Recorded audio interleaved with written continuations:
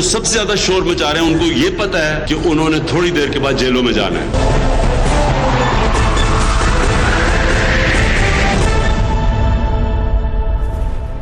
Good evening and welcome to tonight with Fariya. Government का 100 दिन का एजेंडा वक्त पूरा होने वाला है। फिर बात करेंगे प्राइम मिनिस्टर के मलेशिया के दौरे की। Let's take a look at the headlines tonight. Opposition हमारी हुकूमत गिराना चाहती है, वज़ीर-ए-आज़म इमरान खान का इल्जाम। यानी पाकिस्तान की जो ऑपोजिशन है वो बड़ी जल्दी में है कि किसी तरह गवर्नमेंट गिर जाए। करप्शन करने वालों को पकड़कर जेल में डालेंगे। वज़ीर-ए-आज़म मलेशिया में भी अपोजिशन को ना भूले। महातिर मोहम्मद तो अपने 100 रोजा एजेंडे की तकमील में नाकाम रहे, क्या इमरान खान कामयाब हो जाएंगे? हुकूमत के 100 रोजा एजेंडे पर कहां तक पेशरफ्त हुई, पूछेंगे वफाकी वजीर बहरी उमूर अली जैदी से, रहनुमा मुस्लिम लीग नून सदीक अल फारूक से और सीनियर तज्जियाकार सुहेल वराइट से।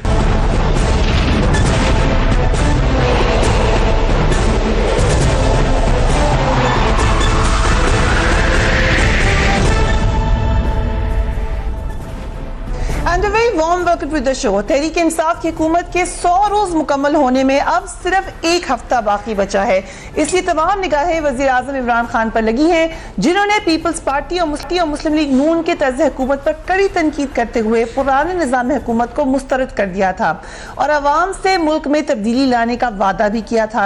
इलेक्शन से कबल ही ये 100 रोज एजेंडा भी दे दिया था और ये भी कहा था कि वो इसके ऊपर जब भी जज करे मुझे तो ये 100 रोज मेरे कम से कम मुकम्मल होने दें। अवाम ने तब्दीली के इस एजेंडे पर ही तहरीक इंसाफ को इलेक्शन में कामयाब बनाया और अब 100 रोजा एजेंडे की तकमील का वक्त आ पहुंचा है, इसलिए कह सकते हैं कि एग्जाम का वक्त आ चुका है। वज़ीर आज़म इस वक्त मलेशिया के दौरे पर हैं, जहां उन्होंने वज़ीर आज़म महातिर मोहम्मद से मुलाकात की। महातिर मोहम्मद हमेशा से इमरान खान कहते रहे हैं कि उनके रोल मॉडल रहे हैं। हमारे साथ इंटरव्यू में भी उन्होंने इस बात का एतराफ़ किया। इस वक्त मलेशिया और पाकिस्तान को तकरीबन एक जैसी सूरत हाल का सामना है। दोनों ममालिक को करप्शन और गैर मुल्की कर्ज के बहरान का सामना है। इसी हवाले से आज मलेशियन वज़ीर आज़म से मुलाकात। इमरान खान प्राइम मिनिस्टर ने क्या कहा, let's watch him. We want to learn from your experience how you transformed an economy, developed it, raised the per capita income, raised the GDP. So we wanted to come here on the first opportunity to learn from your past experiences. And then as it happens, presently both of us, our governments are in very similar situations. We both came to power people gave us mandate on an anti-corruption platform. And we face similar situations in terms of we face unprecedented debt, and so there was a lot to share. We want to talk to you about dealing with the crisis and how to come out of it. लेकिन जैसा कि हमने माजी में भी देखा, internal मामलात opposition से जो तकलीफ है उसका जिक्र जरूर करते हैं प्राइम मिनिस्टर। दोबारा मलेशिया का दौरा वाज नो एक्सेप्शन। क्या कहा प्राइम मिनिस्टर ने, लेट्स वॉच हिम। पाकिस्तान की जो ऑपोजिशन बड़ी जल्दी में है कि किसी तरह गवर्नमेंट गिर जाए। सारे जमा हो रहे हैं जमहूरियत बचाने के लिए। ये कभी सुना है कि हर किस्म के रंग के लोग, कोई दीनी जमात का है, कोई लिबरल है, कोई हर कुछ ही है, लेकिन उन्होंने जमहूरियत बचाने के लिए सब इमरान खान के खिलाफ इकट्ठे हो रहे हैं। ये जमहूरियत नहीं, ये अपनी चोरी बचाने के लिए इकट्ठे हो रहे हैं और ये जो मर्जी कर लें। इंशाअल्लाह आप देखेंगे कि ये पहली दफा पाकिस्तान की एक हुकूमत है ना जिसने किसी से कोई एनआरओ देना है, ना किसी ने चार्टर ऑफ डेमोक्रेसी के नाम पे कोई मुकबका करना है। एक एक को हमने पकड़ के इंशाअल्लाह जेलों में डालना है। And I'm really honored that Suhail Waraid Saab is on our show. Thank you so much, Waraid Saab, for joining us on the program. Suhail Saab, ये तमाम लोग इकट्ठे हो रहे हैं हुकूमत गिराने के लिए, ये क्या हीट महसूस हो रही है प्राइम मिनिस्टर को कि बार बार इसका जिक्र करते हैं? मेरा ख्याल है कि उनकी जो परसेप्शन है वो इतनी ठीक नहीं है। कब कोई इकट्ठा हो रहा है, मेरा ख्याल है खादम रिजवी साहब जो हैं उनका एक अपना एजेंडा है। जो सबसे ज़्यादा अब तक टफ डेज हैं वो तो खादम रिजवी साहब ने दिए हैं। आसिफ जरदारी साहब जो हैं वो पार्लियामेंट में जो उनकी आखिरी तकरीर थी उसमें हुकूमत को पूरे ताउन का यकीन दिला चुके हैं। नून भी कोई स्ट्रीट एजुटेशन नहीं कर रही, और बाकी जमातें भी मेरा ख्याल है अभी तो खामोश बैठी हैं। लेकिन अल्टीमेटली जाहिर है पाकिस्तान की पूरी तारीख में अपोजिशन इकट्ठी होती है और होगी यहाँ भी, लेकिन अभी उसका वक्त नहीं आया। कोई 100 दिन का इंतज़ार कर रहा है, कोई 6 माह का इंतज़ार कर रहा है, कुछ का ख्याल है कि शायद ये अपनी गलतियाँ जो हैं उस पर ही खुद गिरफ्त में आएंगे। तो मुझे तो बल्कि अपोजिशन की तरफ से इकट्ठा ना होने की शिकायत है, और ये इकट्ठे नहीं हुए, इसी वजह से सेनेट के अंदर इनकी वो पोजीशन नहीं रही, इसी की वजह से इनको मुख्तलिफ जो इलेक्शंस थे उनमें शिकस्त होती रही। तो अभी तो मेरा ख्याल है कोई अपोजिशन इकट्ठी नहीं है, हर एक का अपना अपना एजेंडा है। लेकिन ये कहना कि कभी इकट्ठी नहीं होंगी, मेरा ख्याल है कि लाजमन ये इकट्ठे होंगे। जूं वक्त गुजरेगा हालात हमेशा अपोजिशन की पार्टीज को इकट्ठा कर देते हैं, तो ये हालात पे डिपेंड करता होता है। राइट, और जो एनआरओ के हवाले से फिर बात की और मुसलसल किए जा रहे हैं प्राइम मिनिस्टर, ये क्या कोई खतरा है इसका किसी एनआरओ का? मेरा नहीं ख्याल कि जो पहला एनआरओ हुआ था उसको वो भी डाइजेस्ट नहीं हुआ। वो आपको पता है सुप्रीम कोर्ट ने उसको उड़ा दिया था, और उसके बाद से वो सारी सज़ाएं बहाल हो गई थी, और वो केसेस अब भी जरदारी साहब पर चल रहे हैं, वो भुगत रहे हैं। तो मेरा ख्याल है कि एक वो चीज़ जो पहले नाकाम हो चुकी है उसको कौन दोहराएगा। और दूसरी बात यह है कि ये जो उस वक़्त एनआरओ हुआ था वो एस्टेब्लिशमेंट और पॉलिटिकल पार्टीज़ के दरमियान हुआ था, जिसमें एस्टेब्लिशमेंट खुद एक पार्टी थी, और उस एनआरओ का तल्लुक इस बात से भी था कि आइंदा चीफ जो हैं वो जनरल मुशर्रफ के बाद जनरल कियानी होंगे, वो भी उसका हिस्सा था। तो इसलिए वो जनरल कियानी के आने के बावजूद भी वो ऑनर नहीं हुआ। तो इसलिए कोई ऐसा एनआरओ कि जिससे मियां नवाज शरीफ या जरदारी साहब को फ़ायदा पहुँचे, मेरा नहीं ख्याल कि एक तो इमरान खान ऐसा करेंगे नहीं, जाहिर है उनके लिए पॉलिटिकल सुइसाइड के बराबर होगा। दूसरा जो लोग हैं वो भी ये नहीं चाह रहे कि कोई ऐसा रास्ता निकले, क्योंकि वो भी चाहते हैं कि इमरान को बीच मैदान सियासत में पछाड़ें। वो कोई उनसे सुलह सफाई नहीं चाहते, बल्कि उनसे लड़ के जीतना चाहते हैं। राइट, सरीकुल फारूक साहब, आप सब लोग इकट्ठे हो रहे हैं। सुहेल बड़ाई साहब तो कह रहे हैं उनको बल्कि शिकायत है कि आप लोग इकट्ठे नहीं हो रहे, लेकिन प्राइम मिनिस्टर कह रहे हैं कि आप चाहते हैं हुकूमत गिर जाए बहुत जल्दी। बिस्मिल्लाहिर्रहमानिर्रहीम। अपोजिशन ने पार्लियामेंट में ये कहा कि हम नहीं चाहते इस हुकूमत को गिराना। खादिम रिजवी वाला मामला हुआ तो अपोजिशन ने साथ दिया, मुस्तरद कर दी उनकी जो भी उन्होंने किया।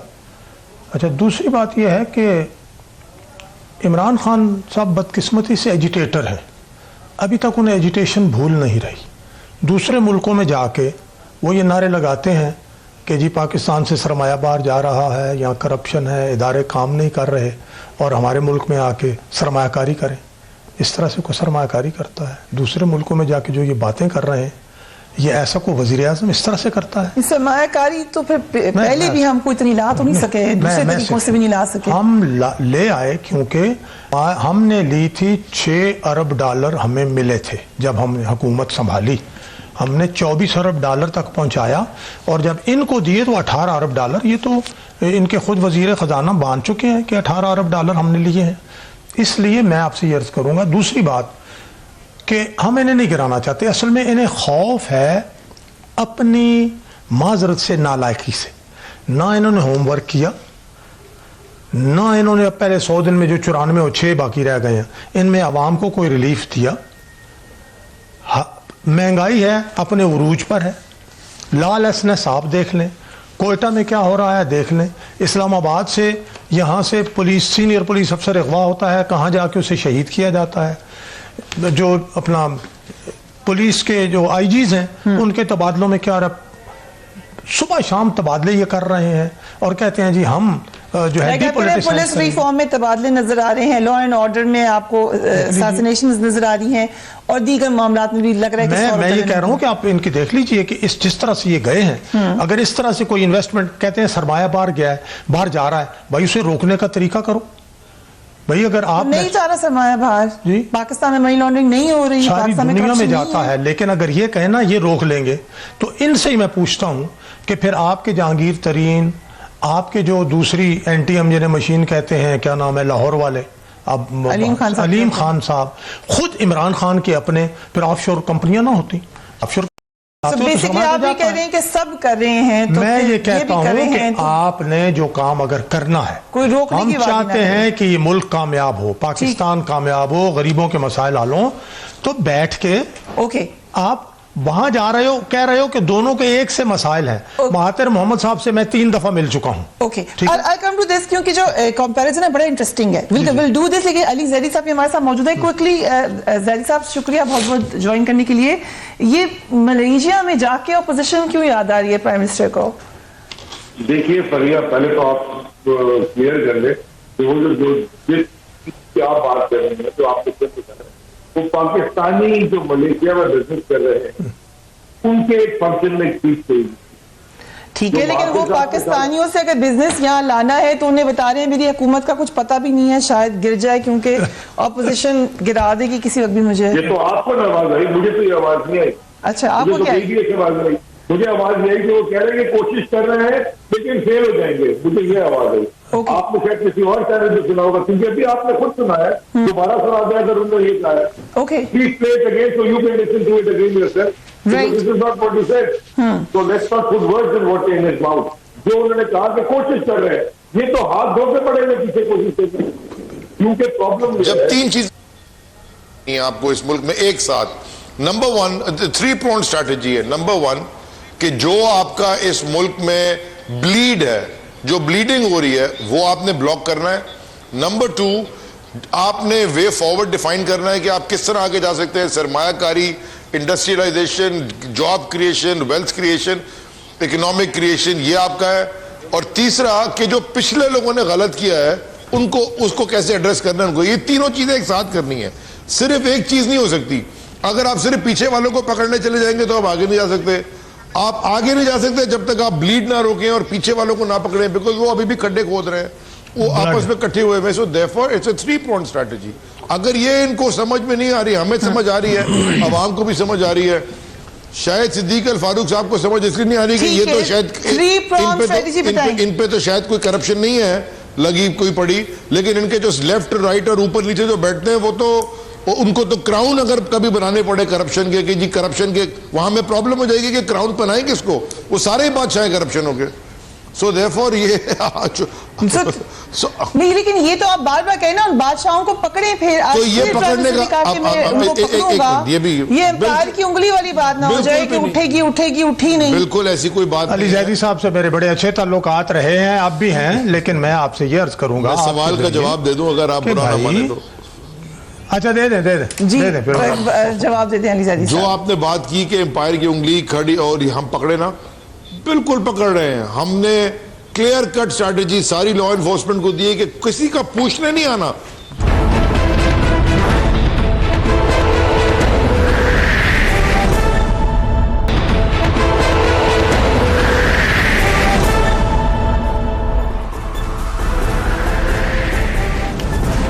Welcome back. अली जैदी साहब हमें अपने पॉइंट्स बता रहे थे, उनके पास मैं आ रही हूँ जैसे हमारा राब्ता उनसे बहाल होता है, लेकिन एक नज़र वज़ीर-ए-आज़म इमरान खान के 100 रोज़ा एजेंडे पर डालते हैं कि इसमें अब तक क्या क्या पेशरफ्त हुई है। एहतसाब के इदारों में इस्लाहात का वादा किया था, इस हवाले से नैब कवानीन में इस्लाहात और इंतज़ामी ढांचे में बेहतरी के लिए टास्क फोर्स का क़याम अमल में लाया गया। नैब कवानीन में तब्दीली के लिए पार्लिमानी जमातों से राब्तों का आगाज हो चुका है। बरतानिया के साथ एहतसाब और इंसाफ पर शराकतदारी का मुआहिदा तय पा गया है। बैरून मुल्क से लूटी हुई दौलत वापस लाने के लिए टास्क फोर्स कायम हो चुकी है। अवाम तक इख्तियारात की मुंतकली का वादा किया गया था, उसके लिए पंजाब में बल्दियाती निज़ाम के लिए कवानीन में तब्दीली पर काम जारी है। खैबर पख्तूनख्वा इस्लामाबाद के लिए बल्दियाती कवानीन में इस्लाहात के लिए कानून साजी पर काम जारी है। पुलिस में इस्लाहात लाने का वादा भी किया गया था, उसके लिए सूबों में पुलिस सबराहान की तकर्रियों का अमल मुकम्मल हो चुका है। खैबर पख्तूनख्वा के पुलिस एक्ट में बेहतरी और पंजाब में पुलिस एक्ट में तब्दीली लाने का ड्राफ्ट इस पर काम जारी है। फौरी इंसाफ के लिए अदालती निज़ाम में इस्लाहात लाने का वादा किया था। इस हवाले से सिविल और क्रिमिनल लॉ में इस्लाहात के लिए टास्क फोर्स का क़याम मुकम्मल हो चुका है। सिविल मुकदमात में तेजी के लिए कवानीन में तब्दीली के लिए ड्राफ्ट पर काम जारी है। क्रिमिनल कवानीन में इस्लाहात के लिए काम जारी है। मुल्क में रोजगार के लिए 1 करोड़ मुलाजमतों का वादा किया था। इस हवाले से 50 लाख घरों की तामीर के मंसूबे पर काम शुरू हो चुका है। नया पाकिस्तान हाउसिंग स्कीम के तहत 7 शहरों में रजिस्ट्रेशन का अमल शुरू हो चुका है। टैक्स के निज़ाम में इस्लाहात लाने की बात की गई थी। FBI के नए चेयरमैन की तकर्री कर दी गई है। नई टैक्स पॉलिसी का ऐलान कर दिया गया है। तबाह हाल इदारों की इस्लाह का वादा किया गया था। PIA, रेलवे, स्टील मिल्स और बिजली की तकसीम का कंपनीज में इस्लाहात पर काम जारी है। एनर्जी टास्क फोर्स का क़याम अमल में लाया जा चुका है। तवानाई के लिए 5 साला मंसूबे का ऐलान कर दिया गया है। अब हुआ क्या है इसके अंदर, we will talk about it. पर अली जैदी साहब, आप अपने पॉइंट्स बताए थे। पहला पॉइंट आपका, मैंने आपको बताया था कि 3 pronged स्ट्रैटेजी है। आपने सवाल पूछा कि जी फिर आप पकड़ते क्यों नहीं है। देखिए, एक वो केसेस जो बाय द वे अभी जो आजकल जितने केसेस बने हुए हैं ना, चाहे मियाँ साहब पे बने हुए हो, चाहे जरदारी साहब पे बने हुए हो, चाहे बाकी लोगों पे बने हो, हमने कोई केस नहीं बनाया। ये केसेस पहले के बने हुए हैं। हम सिर्फ ये चाह रहे हैं कि इन्फोर्स हो लॉ। अगर केसेस ठीक हैं तो अपना काम करी लॉ इन्फोर्समेंट और अदालत से, अगर केसेस ठीक नहीं है तो डिस्पोज ऑफ करें। मगर ये जो ये केस पकड़ा गया अभी अनवर मजीद और जो मनी लॉन्ड्रिंग और शहतूत की दुकान में अरबों खरबों रुपया मतलब उसके बैंक अकाउंट में, ये तो पहले के चल रहे हैं केसेस। हमारी हुकूमत तो नहीं थी, और ना पनामा के और ये बाकी जितनी कंपनियों के केसेस हैं वो हमने बनाए, वो भी पहले से चल रहे हैं। बल्कि वो तो हम उसको कोर्ट में लेके गए थे। तो फिर अनाउंसमेंट क्यों करें अली जैदी साहब, हम पकड़ेंगे, हम जेल में डालेंगे? ओनरशिप तो आपने ले ली है। मैं आपको ओनरशिप ले रहा हूँ कि हम हैं हुकूमत में। ये पीछे किसी की लाइन डिस्कनेक्ट हो गई है तो बड़ी डिस्टर्बेंस आ रही है। मैं आपको अपनी मिनिस्ट्री का एग्जांपल देता हूँ। मेरी मिनिस्ट्री जो पहले पोर्ट से शिपिंग थी, अभी मैरीटाइम अफेयर्स कहलाती है, उसमें जो फाइल नीचे उठा लेना पुरानी, तो एक एनाकोंडा, एक अजदा बैठा हुआ है मुंह खोल के जिसका पेट नहीं भर रहा। Now I will not just send, मैं ये केसेस भेजूंगा जो FIA में भेजने FIA में भेजूंगा, जो नैब में भेजना है मैं नैब में भेजूंगा, जिस पे मुझे रिसर्च करनी। बट बिफोर मैं केसेस भेजने से पहले उनको एयर टाइट अपने पास कर लूंगा कि जो सवाल पूछे उसका हम पूरे केस बना के भेजें। ऐसी खाली इंक्वायरी करा के केस बना के वो फायदा नहीं होता। यहाँ पे प्रोसिक्यूशन तो बड़ी वीक है कि अभी जो केसेस हैं वो पूरे नहीं बने हुए, उनमें इतना दम नहीं है अभी जो केसेस। मैंने तो ये कहा ही नहीं। मैं तो आपको कह रहा हूँ वो जो केसेस बने हुए पहले के बने हुए, उनमें जो चीजें हुकूमत की फैसिलिटेट करना चाहती है वो हुकूमत देगी। आगे जो भी मैं केस बनाऊंगा, जो मैं केसेस रेफर करूंगा या मैं इंक्वायरीज भेजूंगा FIA में, नैब में, मैं ये कोशिश करूंगा कि मैं एयर टाइट भेजूं, सिर्फ हेयर से पे ना भेजूं, डॉक्यूमेंटेड एविडेंस के साथ भेजूं, ताकि वो जो जिसने चोरी की वो पूरी तरह पकड़ा जाए, कोई भी हो, वो चाहे कोई भी हो, अच्छा आदमी हो, बुरा। ठीक है। सो देयरफॉर थोड़ा सा टाइम तो लगता है ना आते के, या तो आप हमें फिर देना कोई कानून में, आसानों को पता है कि इस मुल्क में चोरियां किसने की हैं, तो ये तो नहीं हो सकता कि बगैर कानून के, बगैर कोर्ट के उनको पकड़ के हम बंद कर दें। प्रोसेस तो हम फॉलो करेंगे, हम प्रोसेस को बेहतर बनाने की बात कर रहे हैं। ओके, कारा साहब, वज़ीर-ए-आज़म इमरान खान ने आज मलेशिया में पाकिस्तानी कम्युनिटी से ये कहा कि अपोजिशन चाहती है कि जल्द गिरा दिया जाए क्योंकि उनको जल्द जेल जाना पड़ सकता है। Your comments on that please. जहाँ तक जेल जाना पड़ सकता है वो तो ऑलरेडी जेल में है, अपोजिशन लीडर तो जेल में है, उनके बाकी दोस्त जो है वो भी जेल में है। और जहाँ तक तल्लक ये है कि ये जेल जाना पड़ सकता है तो इसमें इमरान खान का क्या रोल होगा। इमरान खान खुद अपनी और अपने इदारों की तजलील कर रहे हैं, बार बार वो अपने बयान से डेविएट कर रहे हैं। ये काम अगर करप्शन के खिलाफ मुहिम चलाना है, जो कि चलानी चाहिए, जो जिसको खत्मी मंजिल तक पहुंचाना चाहिए, वो काम तो बुनियादी तौर पर नैब का या FIA का या सुप्रीम कोर्ट अपने तौर पर कर रही है। Government of the day has nothing to do with this. उन्होंने तो ये काम नैब के काम में मुदाखलत नहीं कर सकते। तो ये बात बार बार करके इमरान खान खुद जब उन पर प्रेशर आता है तो फिर कहते हैं नहीं मेरा काम तो नहीं है, ये तो गवर्नमेंट का इशू ही नहीं है, नैब आजाद है। और जब भड़के मारने का वक्त आता है फिर भड़क सारे वज़ीर-ए-आज़म भी और वज़रा भी भड़के मार जाते हैं। सवाल ये है भाई, मैं सुहेल बड़ाइश बोल रहा हूँ, आपका कैमरामैन तो बाहर है, कोई नहीं, डिलीवरी उनसे हुई कोई नहीं। जो उन्होंने बहुत ज्यादा ओवर एम्बिशियस होके कुछ वादे कर लिए, कुछ दावे कर लिए, उसके नतीजे में आज वो टोटल अपने आप को बेबस महसूस कर रहे हैं और वो सिवाय मारने के और नेगेटिव इशू को रेज करने का उनके पास बात कोई नहीं। Right. यदि अगर अपोजिशन चाहती कि ये हुकूमत गिर जाए तो ये हुकूमत बनती ही ना। तो रास्ते पहली बात तो ये है कि जिस दिन ये इलेक्शन हुआ उससे दूसरे दिन अपोजिशन के कुछ जमातों ने बशमूल मुस्लिम लीग, ANP और JUI उन्होंने इकट्ठे होके ये मशवरा किया कि क्यों ना इलेक्शन धांधली के खिलाफ इस असेंबली में ना जाने का फैसला किया जाए और असेंबली का बायकॉट नहीं, ओथ ना लिया जाए। पीपल्स पार्टी अगर उसके साथ शामिल हो जाती, हमने तो फौरी तौर पे आज उनको कन्विंस किया कि हमें असेंबलियों में जाना चाहिए। अगर यही बात थी इमरान खान की तो पीपल्स पार्टी अगर उनके साथ शामिल हो जाती तो ये असेंबली पैदा होने से पहले मर जाती। राइट और इसी तरह जी, अगर इमरान खान साहब के पास मेजोरिटी नहीं थी, MKM और अख्तर मैंगल साहब ये अगर उनके साथ शामिल ना होते तो फिर भी उनकी गवर्नमेंट नहीं बन सकती थी। ठीक है। MKM जरा गौर कीजिए पॉलिटिकली, अगर MKM Peoples Party government form करने चलती, राइट, हमें तो JUI की भी दावत थी, हमें तो मुस्लिम लीग की भी दावत थी। ठीक है। तो MKM को पीपल्स पार्टी के साथ चलना ज्यादा आसान था इसलिए कि वहाँ पे प्रोविंशियल गवर्नमेंट भी हमारी है, Yes. वहाँ भी हमारा अलायंस होता। ठीक है। अख्तर मैंगल साहब हिस्टोरिकली जमातों का टिल्ट जो है वो हमेशा पीपल्स पार्टी की तरफ रहा। राइट। तो अगर हम चाहते तो हम अपनी गवर्नमेंट बनाते। Okay, so you have said very categorically कि अगर हम चाहते तो हुकूमत बनती ही ना। वराइट साहब, ये 100 डे एजेंडा, अभी मैंने उसमें कुछ पॉइंट्स दिखाए भी, नजर ये आ रहा है कि टास्क फोर्सेस बना दी गई हैं हर एक के ऊपर। उसके अलावा और 100 डेज में वो कर भी क्या सकते थे इन योर ओपिनियन? फिर बख्तावर जदाई साहिबा ने भी ट्वीट की और उन्होंने एक इमोजी दिखाई है, वो हम अभी दिखाते हैं अपनी स्क्रीन के ऊपर। वो कह रही हैं, आज selected PM made a speech yesterday and a publicly recorded one proving to the world his absolute no knowledge of history। वो कह रहे हैं पाकिस्तान जो है ये इमोजी से रिएक्ट कर रहा है। जो इमोजी नजर आ रही है ये कोई उन्हें 4-5 दफा अपनी ट्वीट में यूज किया है और वो कह रही है नेशनल और इंटरनेशनल ब्लंडर्स हैं और ये इस वक्त पाकिस्तान की सूरत हाल है। ऐसा ही है सोहेल वराइट साहब, यह काम होता हुआ नजर भी आ रहा है 100 डे एजेंडा पर।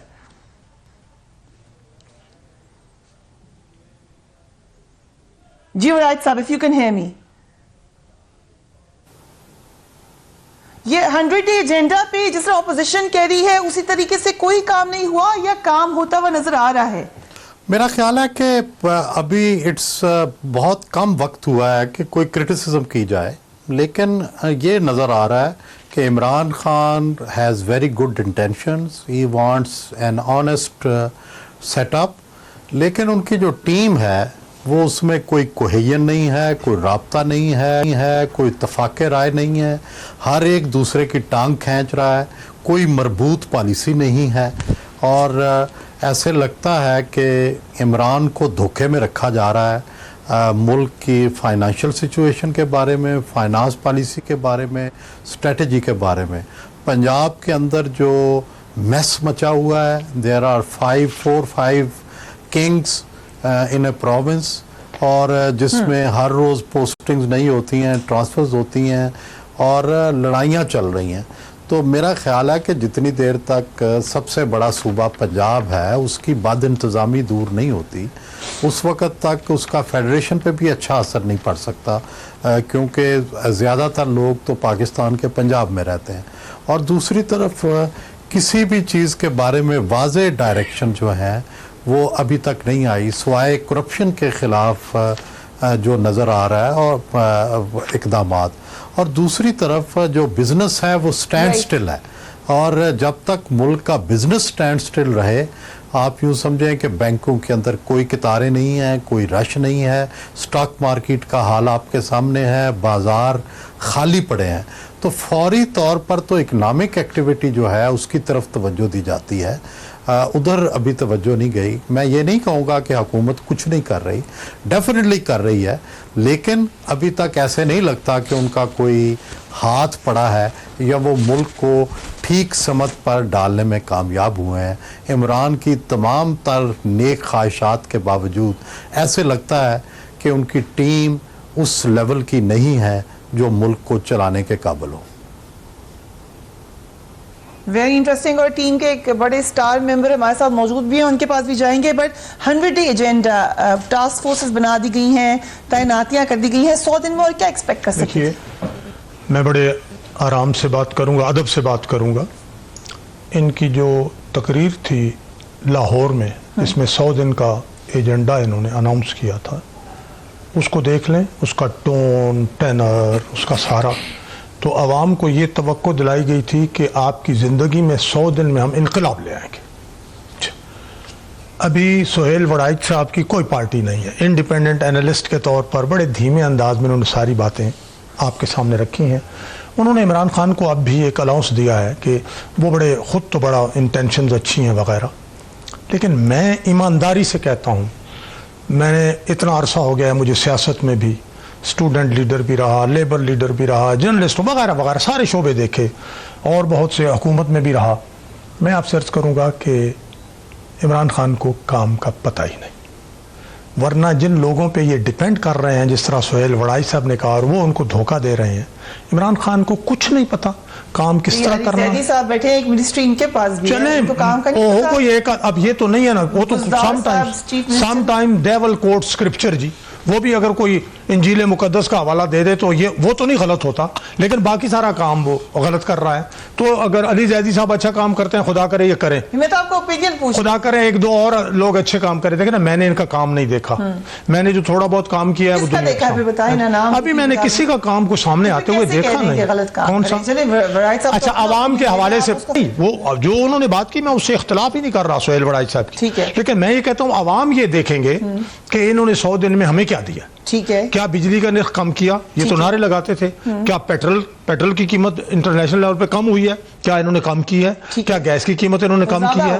क्या तो ये वो देखेंगे। क्या इन्होंने लॉ एंड ऑर्डर बेहतर कर दिया है? वो खराब हुआ है। अवाम ये देखेंगे तो अवामी महाज पर बेरोजगारी बढ़ रही है, कारोबार लोग कर नहीं रहे। I'm sure अली ज़री साहब रेडी है इसका जवाब देने के लिए। अली ज़री साहब, I hope you are ready.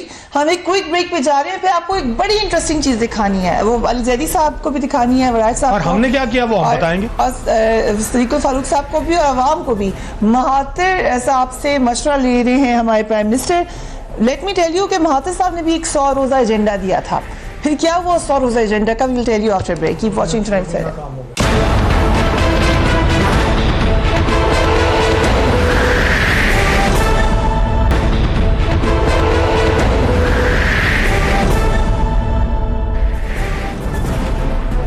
And welcome back. Sadiq साहब, आप अपनी बात मुकम्मल करना चाहे थे? मैं यही कहना चाह रहा था कि खुद तहरीक इंसाफ में कुछ अच्छे लोग भी हैं, मैंडेट तो जो है वो हमें पता है, ओके, लेकिन ये अवाम से जाके पूछें, अवाम में जाएं। मतलब है मैं बार्बर शॉप पे खुद जाता हूँ, मैं सब्जी जाके खुद खरीदता हूँ, वगैरह वगैरह। मेरा अवाम से राब्ता है। जाके पूछें कि अवाम इस वक्त इनके हाथों महंगाई कितनी है, बेरोजगारी कितनी है, इन्होंने 100 दिन में लोगों को दिया क्या है, इनकी समझ दुरुस्त है या नहीं। क्योंकि एक जुमला और, well begun is half done. अगर इन्होंने अच्छी समत में सफर शुरू किया होता, लोग मुतमईन होते। लोग रो रहे हैं इनकी जान को। अली ज़री साहब, टीम के ऊपर बात की है, सुहेल वड़ाइच साहब ने भी, सदीकुल फारूक साहब ने। यू थिंक कि खान साहब की कैप्टन की टीम इतनी अच्छी नहीं है? वो 3 बातें हुई। पहली बात है, वड़ाइच साहब दोस्त भी हैं, हमारे बड़े सीनियर एंकर हैं, और मैं इनको कॉम्प्लीमेंट देना चाहूँगा कि कभी भी उन्होंने तनकीद बराए तनकीद नहीं की। हमेशा जब भी मैं इनको सुना है, और कई दफ़ा इनसे मैंने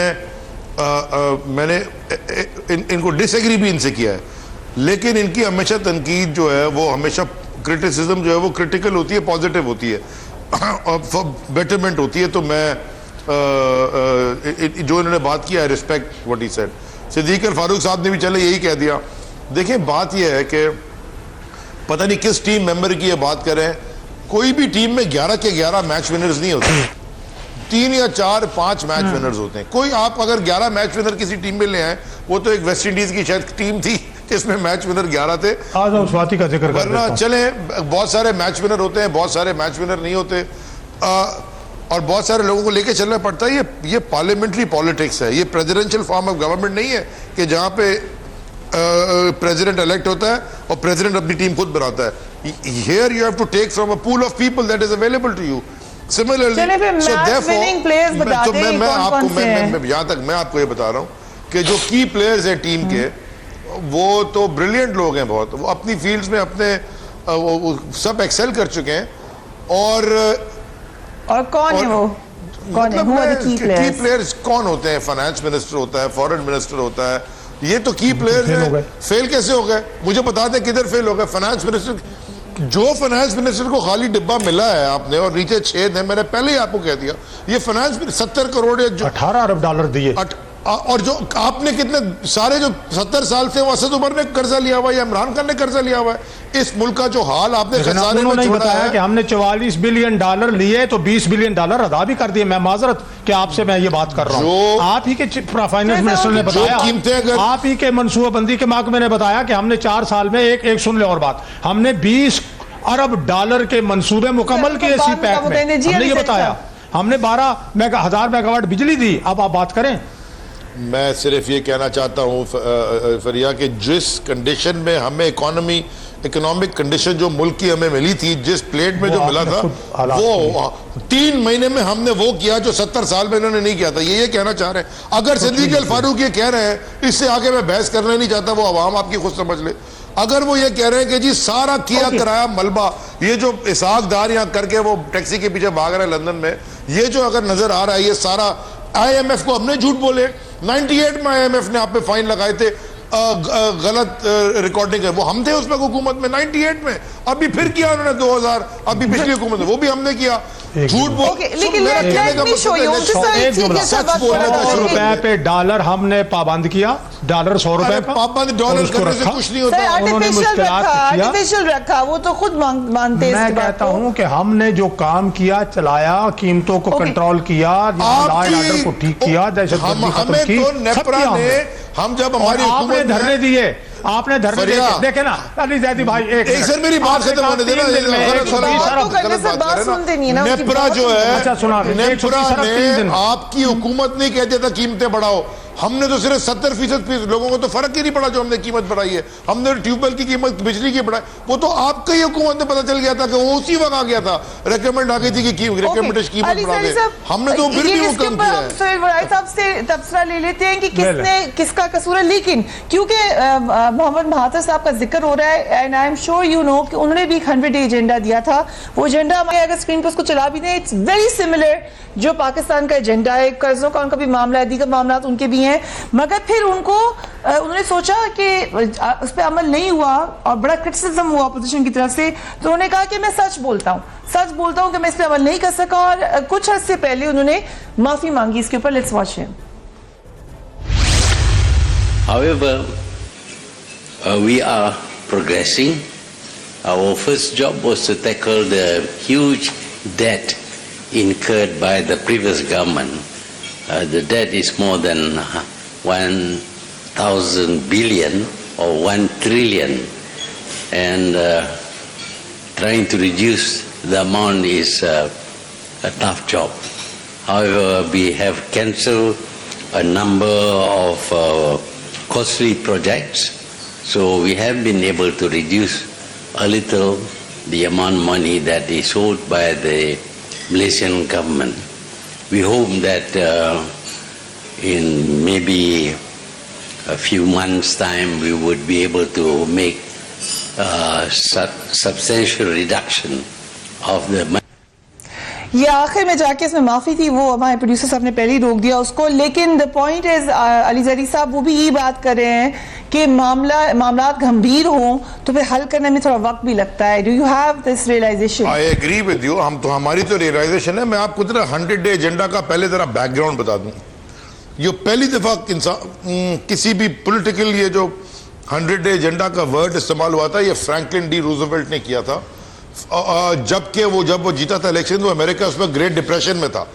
उसने ये 100 डे एजेंडा के ऊपर इलेक्शन लड़ा था और 100 डे एजेंडा के ऊपर अमल किया था, और उसके बाद से सक्सेसिव यूएस प्रेसिडेंट्स और उसके बाद अब दूसरे मुल्कों में भी 100 डे एजेंडा के ऊपर इलेक्शंस लड़े गए और बात की गई है। हमेशा याद रखें, जो भी 100 डे एजेंडा देगा वो बड़ा एग्रेसिव होगा, और जरूरी नहीं है कि 100 में से 100 आपको मिल जाए। कोई भी दुनिया में आदमी 100 में से 100 नहीं दे सकता। अगर आप 60-70% भी काम कर दें, it is a huge big achievement, because government के अंदर की एक फंक्शन अलग होता है, बाहर अलग होता है। मैं ये नहीं कह रहा कि you should not be held responsible for whatever आपने क्लेम किया है। We must be answerable to all. जो भी हमने क्लेम किया हम उसका जवाब देंगे, नहीं कर सके उसका भी देंगे और जो किया उसका भी देंगे। इसमें प्रॉब्लम क्या है?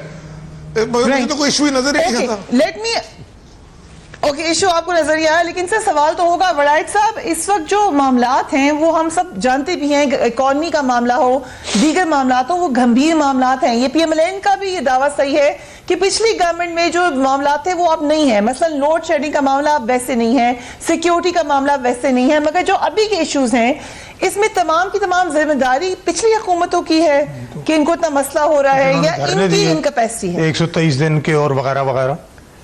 जी, अभी अली ज़ैदी साहब फरमा रहे थे फ्रैंकलिन डी रोजवेल्ट की न्यू डील हो, टोनी ब्लेयर की न्यू लेबर हो, या इमरान खान का नया पाकिस्तान हो, सबके अंदर तवक्को ये की जाती है क्योंकि पहले पार्ट ये तहरीक इंसाफ पहली दफ़ा आई है तो एक्सपेक्टेशन भी बहुत हाई है। शायद ये भी